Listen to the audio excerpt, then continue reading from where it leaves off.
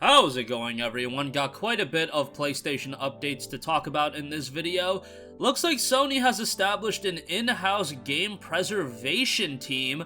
Looks like it's still in its early stages, but this is pretty exciting because game preservation, I feel like everybody would agree, is one area where Sony has kind of lacked in, and everybody will always point to the lack of PlayStation 3 emulation. We'll talk about that, backwards compatibility that is. We'll talk about that in a second, and also, Insomniac gives a bit of an update on VRR support, and a very nice update as well. We'll talk that at the end of this video. This is coming from their official website, but it was founded on a post from a senior build engineer over at PlayStation, noting, today is my first day as a senior build engineer for PlayStation, working as one of their initial hires for the newly created preservation team. Game preservation was my first career passion. It was my first foray into the world of software engineering, DevOps, and into a world that so many are unaware of. I was just a novice back then, contributing any way I could, regardless of my inexperience. Now I'm back to it, no longer the novice I once was. Thank you, Mike Bishop and the team, for bringing me on board for this adventure. Let's go and ensure our industry's history isn't forgotten. Congratulations to Garrett Fredley, by the way. That's a huge step for his career, so good on him coming into this team that is just being established, and I think all the best for this team being established, because game preservation is something that I often talk about, and I'm not the only one. This is something that a lot of people talk about in regards to Sony. You know, you can love the PlayStation exclusives, you can love X, Y, and Z, but the lack of PlayStation backwards compatibility consistently has been a major issue. PS3 had PS2 backwards compatibility because it had the literal guts of the PS2 inside of it, I believe, but then that was eventually done away with. PlayStation 4 never had any backwards compatibility. PlayStation 5, of course, doesn't have backwards compatibility beyond PS4 backwards compatibility. We do have the PlayStation Plus Premium service launching soon, and that'll offer PS2, PSP, and PS1 games. How many, that remains to be seen, but I would love if we can get to a point where, you know, there is an emulator that is downloadable on the PlayStation 5. That's a PS3 emulator, and I can pop in my over 100 games that I already own on the PlayStation 3. I don't want to rebuy those games. Yeah, you can offer them all on a subscription service, but I already own those games. I dropped big money on those games. Your Red Dead Redemptions of the world, your Heavenly Swords, your, just name it, Enslaved Odyssey to the West, two pretty good action games right there.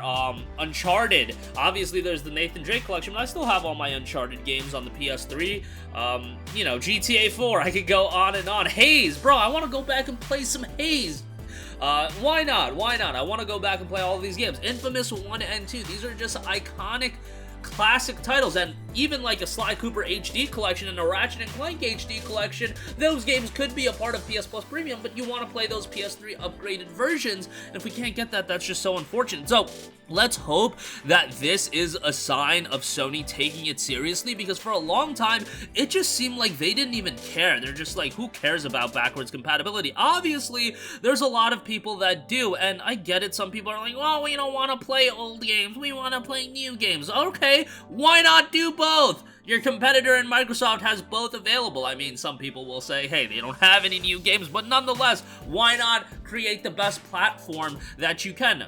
I don't understand why some people are just like, oh, we don't want to play old games. Well, again, there are people that do, and why would you just want a feature that theoretically would be free not available on the PlayStation 5? I just don't understand that at all. And hopefully they do get that ironed out in a preservation team, not only for PS3 backwards compatibility, but ensuring the history of PlayStation going into the future is preserved. I hope that going forward, you know, every PlayStation console from here on out will have full-on backwards compatibility. I know with PS3, people are like, the cell architectures, it's the demon, it's the devil incarnate, but yeah, I don't think, I think they can figure it out given the progress RPCS 3 has made with far more limited resources than what Sony has at disposal.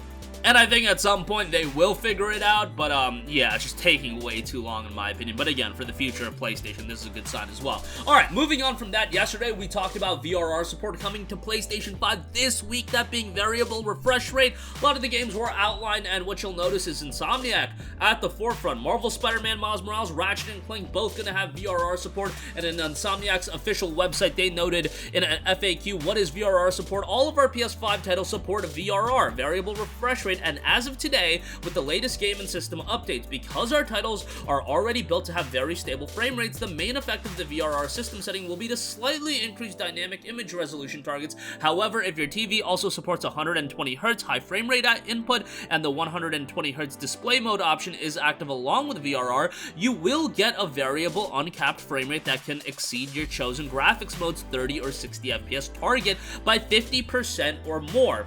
I know some of you guys might be like, yo, why even go above 60 FPS? Trust me, there are, like, the difference between 30 to 60 FPS is pretty staggering in my opinion, and I don't think it's quite that when you're talking about going from 60 to 75 or 90 frames per second, but it's still fairly noticeable when you're playing on a high-end PC at 144Hz and you see the difference between 60Hz and, you know, playing at a higher frame rate than 60 FPS. I feel like it is noticeable. I mean, some of you guys are probably a-okay with playing at 30 FPS. I'm just not like that anymore, and I know a lot of the graphics options, the fidelity options, I should say, do focus on 30 FPS, but man, like Horizon, in my opinion, I played Forbidden West entirely in the performance mode. I felt like it was night and day playing that game. I tried it in the fidelity option, the better visual option, for a second, and I'm like, bruh, yeah, 30 FPS ain't for me anymore. But that's why you have graphics options, and that's why games can be tailored to exactly how the player wants to play. You want those options. Was also noted, if you're encountering issues, please ensure that you are using an HDMI 2.1 cable on a display that supports VRR. You have to make sure your display is, supporting that, so make sure that is the case. Your monitor, if you're using a monitor, please ensure you are using a VRR capable input on your display, and that if necessary, VRR is turned on the display settings for that specific input. Consult your display owner's manual for more information. It's a pretty easy process.